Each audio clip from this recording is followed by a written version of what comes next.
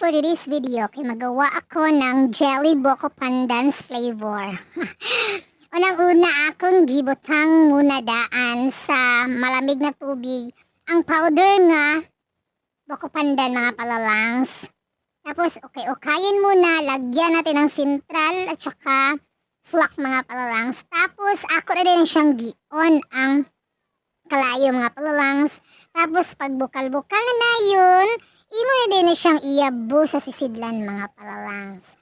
Tapos imo na din ng biyaan og mga 5 minutes magahi na din na siya mga palalangs. Tapos imo na din slice soon na dayon nato or i-cubes ba.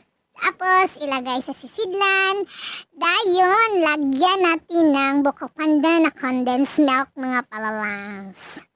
Grabe kainit ngayon ay kaya nakakita ako sa tindahan ni nanay ng condensed milk mga palalang at saka buko pandan na jelly. Giutang na po ako mga palalangs ay. Grabe ang dami ko ng utang ni nanay mga palalangs. Tapos lagyan natin ng ice para dali ra kay siya mambugnaw ba kay lami na kay ikaon gyud.